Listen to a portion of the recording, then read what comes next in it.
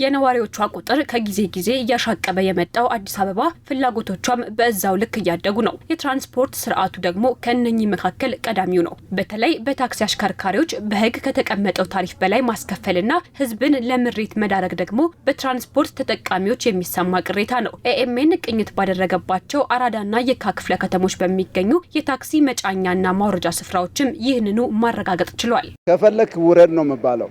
ለምሳሌ ተራ አስከባሪ ከተባለ ሁሉም ሾፌሩ ወይም ረዳቱ ወደሚፈልግበት ቦታ ብቻ እነሱ ከነሱ ጋር በማበር ሌላው እዚህ ቆሞ የሚውልበት አለ። 30 ደቂቃ 1 ሰዓት የሚቆምበት ህዝቡም ተሰልፎ በፊት ላይ የሚንገላታበት ነገር ነበረ።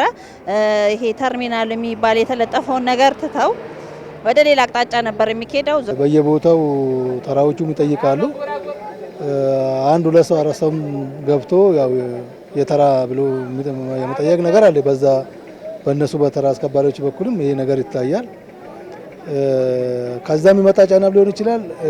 ሾፌሮችና ረዳቶቹም ደግሞ ተገልጋዩ ላይ የመነጫነጭ ባህሪዎችን ያሳያሉ።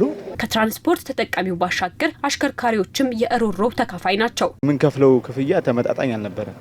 ለምሳሌ የ30 ብር ከሆነ ጭነን የምንወጣው 70 ብር ወይ 80 ብር ነው ከፍለን የምንወጣው። እዚህ መገናኛ ስንነሳ ጠዋት እየተሰደብን ምን እየተባልን 100 ብር ሁሉ የሚቀበሉብን ሰዓት አለ። በተጨማሪ ቀን 50 ብር ነው የምንከፍለው። እላፊ ገንዘብ ነው የምንከፍለው። ቢያንስ የአንድ ሰው ይል ነበር መንገድ ትራንስፖርት ባወጣው ህግ፣ ግን የአንድ ሰው ሳይሆን የሁለት ሰው ወይም ከዛ በላይ ነበር የሚቀበሉ። ችግሩን በመስክ ምልከታቸው ወቅት በተግባር እንዳገኙት የነገሩን ደግሞ የአራዳ ክፍለ ከተማ ስራና ክህሎት ጽህፈት ቤት ምክትል ኃላፊው አቶ ሶፎንያስ ቦጋለ ናቸው። ችግር ያለበት ነበረ ክፍያ ስርዓቱ። ህዝብ ማጉላላት አለ። ብዙ ቦታ ላይ ደግሞ ተርሚናል ብዙ ቦታ ላይ ማለት እኛም ማናቀው ተርሚናሎች ዝም ብለው የሚፈጠሩ አሉ። ገብቶ እኛ እዚህ ቦታ ተደራጅተናል የሚል ዝንባሌ ይዘው ከዛ እዛ ላይ ገንዘብ የሚቀበሉ ጭምር እንዳሉ በደንብ ተደርሶበታል። እንዳራዳም ነበር ማለት ነው። ይህንን ቅሬታ የተረዳው አስተዳደሩም ዘላቂ መፍትሄ ለማስቀመጥ ያስችለው ዘንድ አዲስ አሰራርን ተግባራዊ አድርጓል። አዲሱ አሰራር የተርሚናል አስተዳደር ኢንተርፕራይዝ ባለሙያዎችን የተመለከተ ሲሆን ህዝብንም ከእንግልት የታክሲ አሽከርካሪዎችንም ከተጨማሪ ወጪ የሚያድን ሆኗል። አሁን ላይ እየተሰሩ ያሉት ስራ በስነ ስርዓት ስነ ምግባር ባላቸው ነገር ነው ያሉት። ሁሉም ተራቸውን ጠብቀው ተራ እያስጠበቁ ህዝቡም ሳይንገላታ ጥሩ ነው። እኔ እስካየው ድረስ አሁን ደህና ነው፣ ኖርማል ነው። ግሳጼውም የለም ስድቡም የለም። ተራ ይዘን ነው የምንገባው። በጣም ለውጥ አለው። ይሄንን ምንም አያገናኙም። ንግግርም የለም። ማስገባት ይባላል። ታስገባለህ፣ አስገብተህ ታሳያቸዋለህ፣ ይሄዳሉ። እንዴ ትልቅ ሰላም ነው እንዴ በጣም ቆንጆ ነው። በጣም ከምንም በላይ በጣም ደስ የሚል አሰራር ነው። በዚሁ ሊቀጥል ይገባል እላለሁ።